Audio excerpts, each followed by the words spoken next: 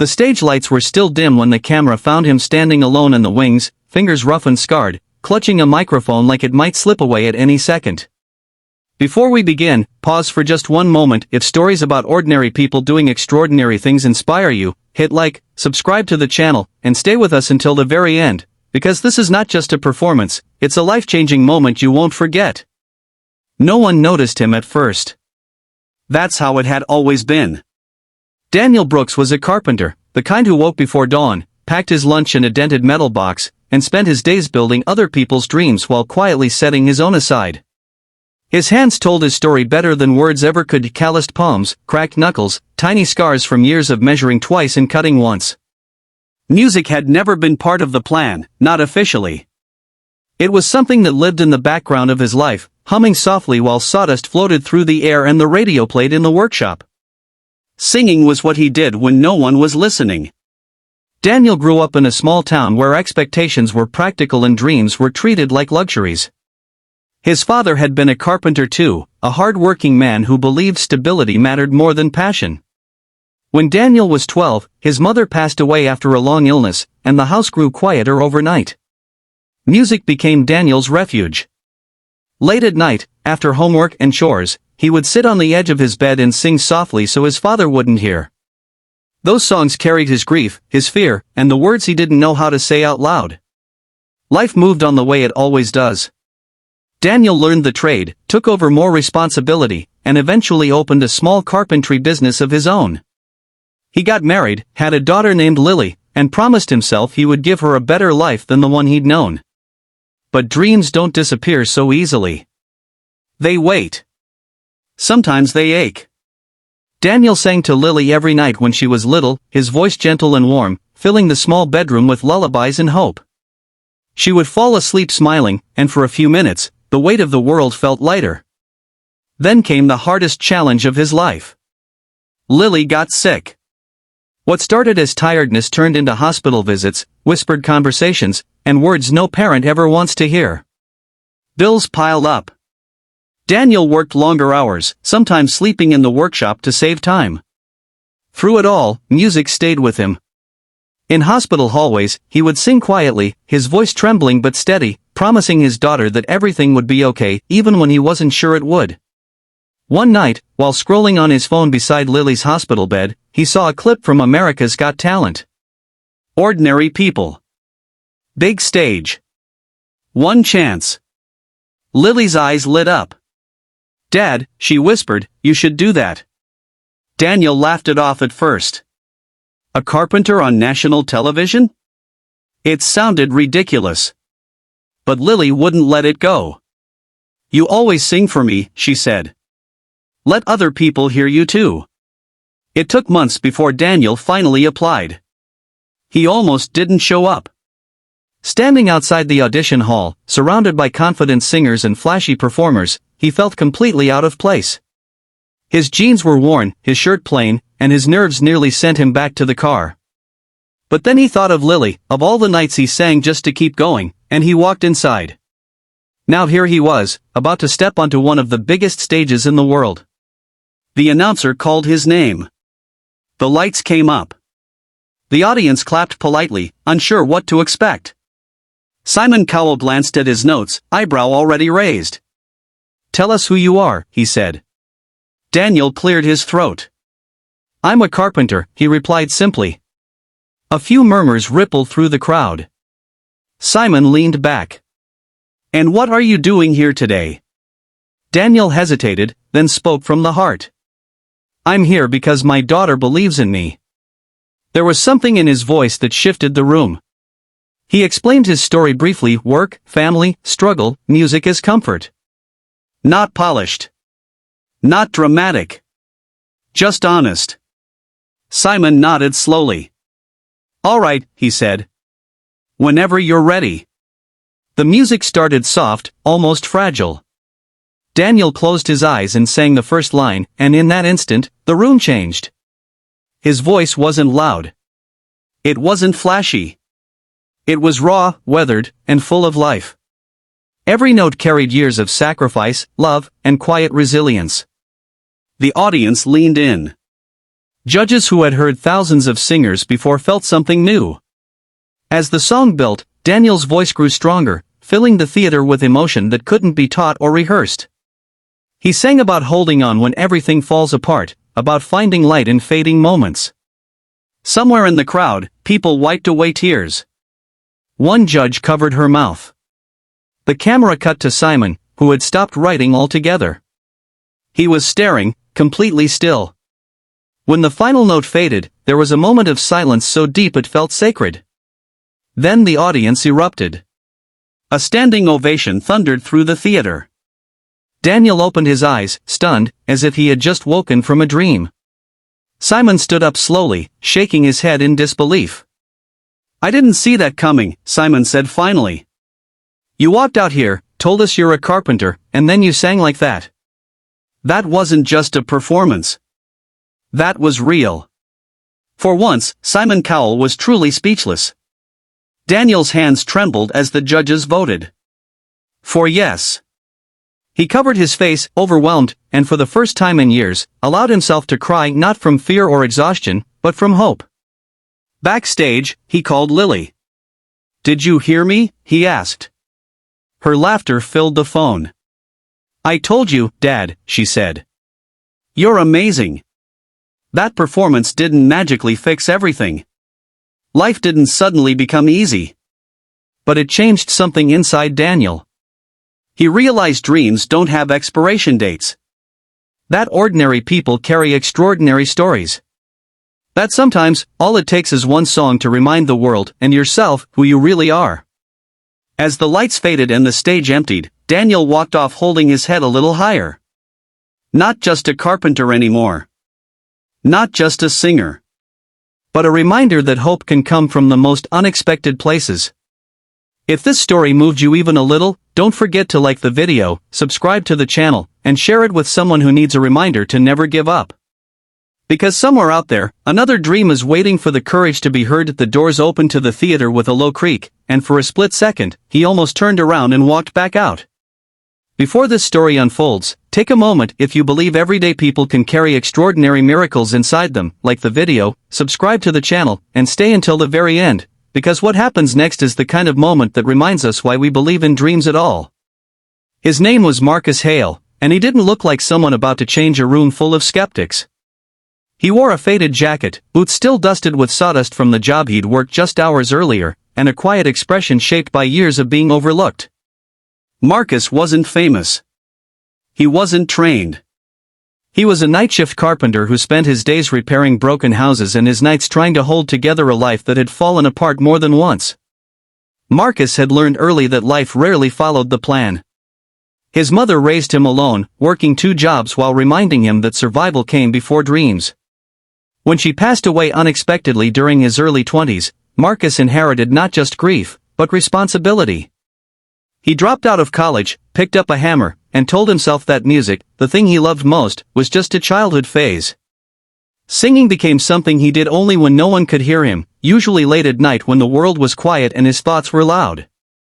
Years later, Marcus found love, built a small family, and finally allowed himself to believe that happiness might last. Then came the accident. A drunk driver. One phone call. In a matter of hours, his wife was gone, and Marcus was left raising their young son alone, drowning in silence and unfinished sentences. The house felt too big. The nights felt endless.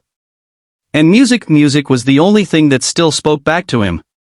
He sang while making breakfast. He sang while fixing broken doors for strangers. He sang his son to sleep, even when his own voice cracked under the weight of missing someone who would never come home again. His son once asked him, "Dad, why do you sing when you're sad?" Marcus answered honestly. "Because it reminds me I'm still here." The idea of auditioning for America's Got Talent came from a coworker who overheard Marcus singing during a late job. At first, Marcus laughed. He had bills to pay. A child to raise. No time for fantasies. But that night, his son looked up at him with wide, hopeful eyes and said, "You should sing on TV, Dad. Then Mom would hear you." That sentence stayed with him longer than any doubt ever could. Now, under the glowing AGT lights, Marcus stood center stage, heart pounding so hard it felt like it might drown out his The room is buzzing, cameras rolling, judges settling into their seats, but before this moment unfolds, let me ask you something. Have you ever had a dream you buried because life got in the way? If stories like that move you, make sure to like this video, subscribe to the channel, and stay with us until the very end, because what happens next is proof that it's never too late for one moment to change everything. When Aaron Miller stepped onto the America's Got Talent stage, nobody clapped any louder than they would for anyone else. He wasn't flashy. He didn't wear confidence like armor. He stood there quietly, shoulders slightly hunched, as if apologizing for taking up space. Aaron was a carpenter, 42 years old, divorced, hands permanently stained with wood glue and time. The kind of man people walk past without noticing. The kind of man who had learned to live with being invisible. Aaron grew up watching his mother struggle to keep food on the table. His father left early, leaving behind a toolbox and a silence that never quite lifted. Music entered Aaron's life by accident, an old guitar someone tossed out that he fixed with scrap wood and patience. Singing became his escape, something he did alone in his room after long days helping his mother survive. But dreams didn't pay bills, and when his mother fell ill, Aaron dropped everything else and learned a trade that promised stability. Years turned into decades.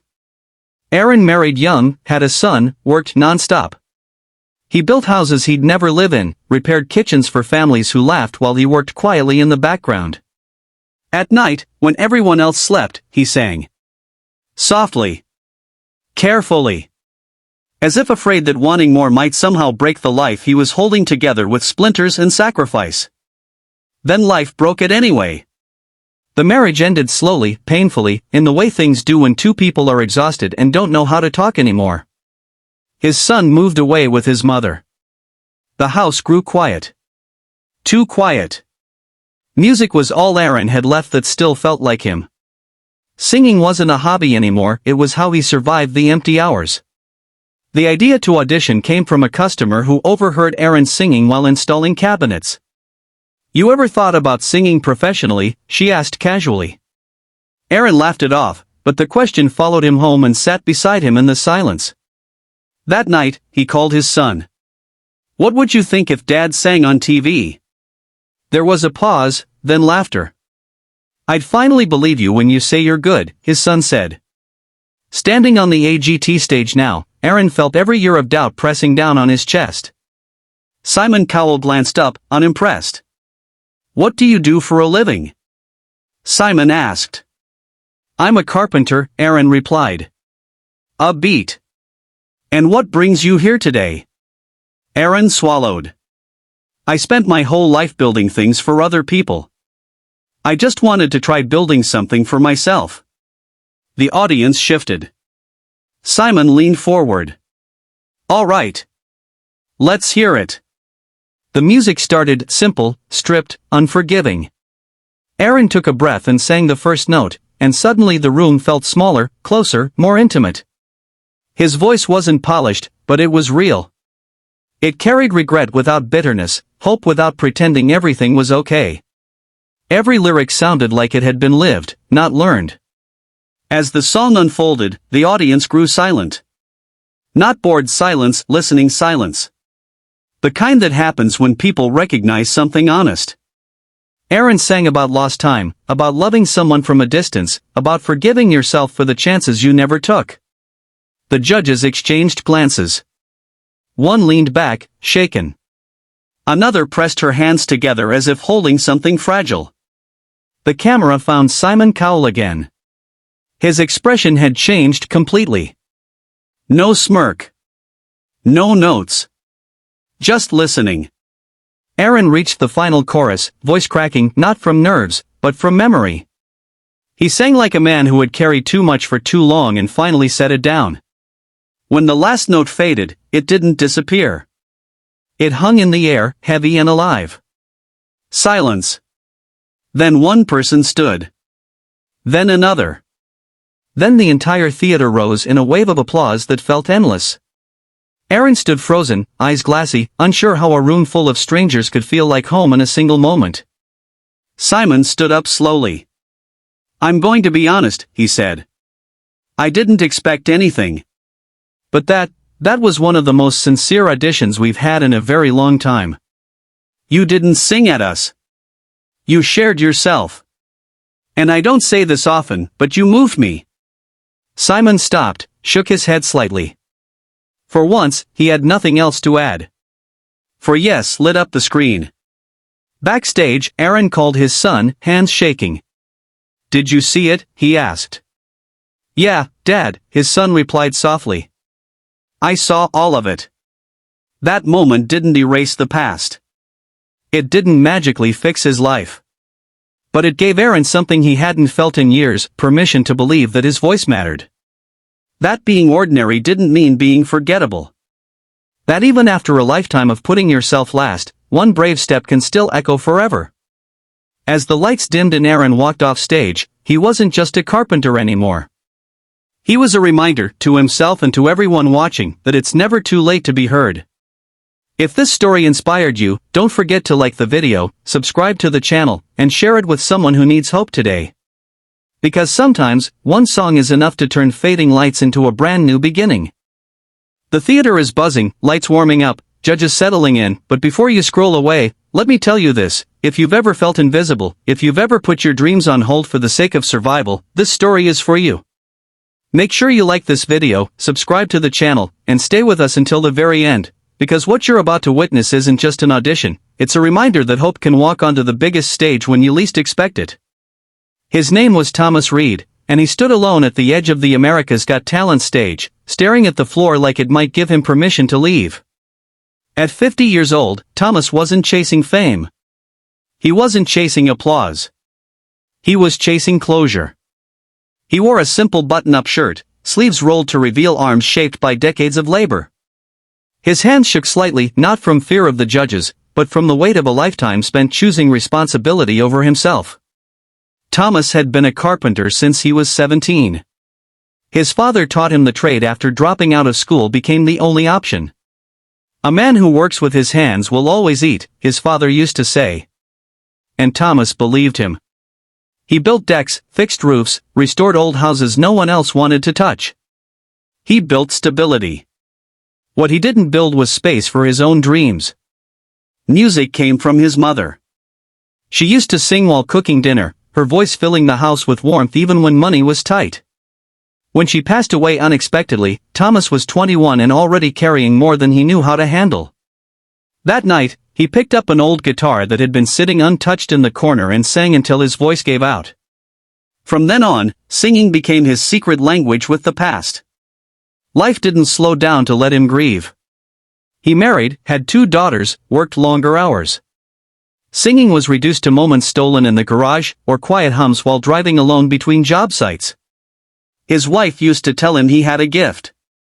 He used to laugh and say gifts don't pay mortgages. Then came the year everything collapsed.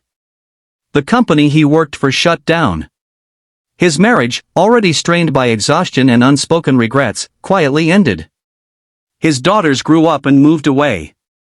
Suddenly, the house he'd worked so hard to keep felt empty in a way he couldn't fix with tools. Nights became unbearable. Silence echoed off the walls. That's when he started singing again, really singing, not to escape, but to survive. The idea of auditioning came from his youngest daughter during a phone call. "Dad," she said, half joking, half serious, "you ever think about how many people you've built houses for, but you never built anything for yourself?" The words landed harder than she knew. That night, Thomas filled out the application, convinced it would go nowhere. When the acceptance email came, he stared at the screen for 10 minutes before believing it was real. Now here he was, under the brightest lights he'd ever known. Simon Cowell looked up from his notes. "Tell us your name," he said. "Thomas Reed," he replied, voice steady but quiet. "And what do you do, Thomas?" Simon asked. "I'm a carpenter," Thomas said. A few nods. A few polite smiles. "Why are you here today?" Simon continued. Thomas paused. He thought about his mother. His daughters. All the nights he sang alone. "I've spent my whole life fixing things for everyone else," he said finally. This is the first time I've done something just because it matters to me." The room shifted. Simon leaned back. "All right," he said. "Let's hear it." The music began with just a piano, slow, vulnerable. Thomas closed his eyes. When he sang the first line, his voice sounded like it had lived through something. It wasn't perfect. It didn't try to be. It cracked in places where life had cracked him. And somehow, that made it unforgettable. He sang about time slipping through your fingers. About being strong when no one thanks you for it. About loving quietly and losing without knowing how to stop loving anyway. Every word felt carved, not written. The audience leaned forward, drawn in by something they couldn't explain. As the song built, Thomas's voice grew fuller, stronger, like a man remembering who he was before he learned to be practical. One judge wiped her eyes. Another shook his head slowly in disbelief. The camera cut to Simon Cowell, who had stopped moving entirely. No pen. No notes. Just listening. When Thomas reached the final verse, his voice trembled, not from nerves, but from honesty. He sang the last line like a confession he'd been holding on to for decades. The final note faded gently, like a light dimming at the end of a long day. For a moment, no one spoke. Then the audience stood.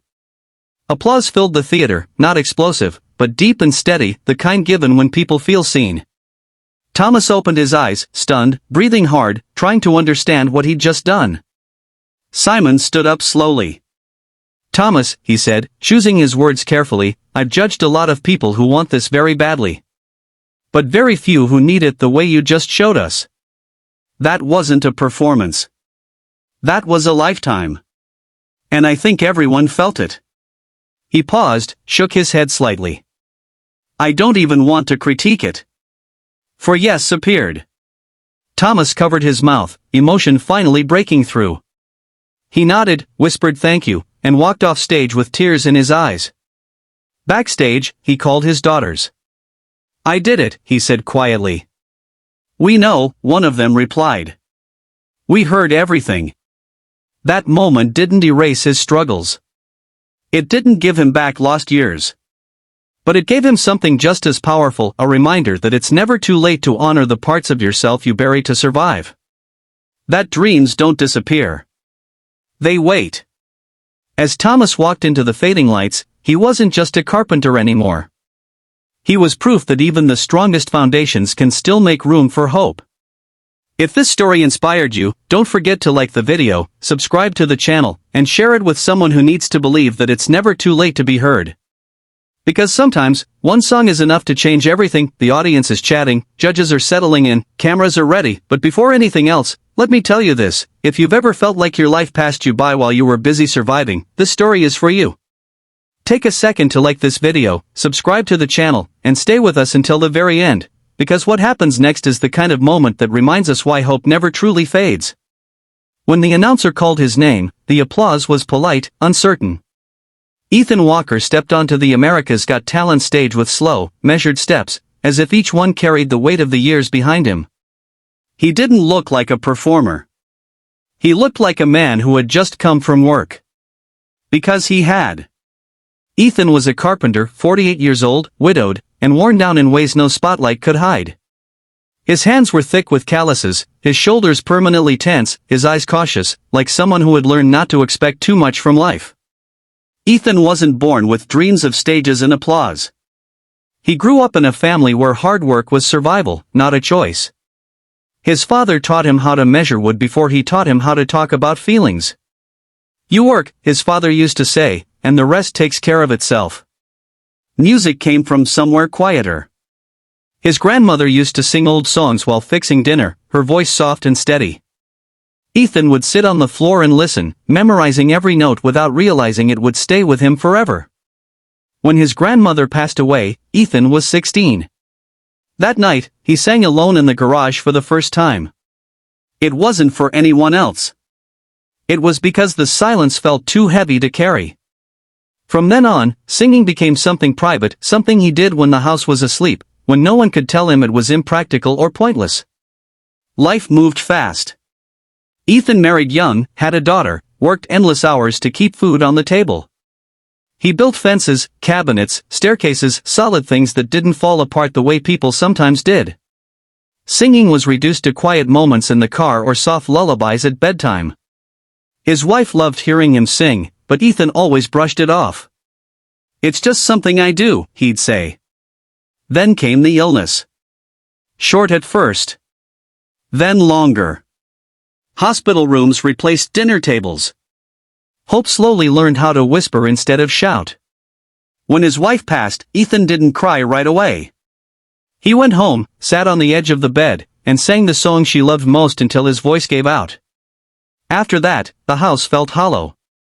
His daughter grew up faster than he was ready for, and eventually moved away, chasing a life Ethan wanted for her but didn't know how to imagine for himself.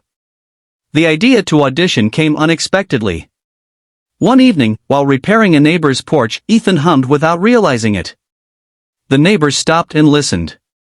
"You know," she said gently, "you sound like someone who's lived." That sentence followed him home. Later that night, his daughter called. "Dad," she said, "you ever think about doing something just for you?"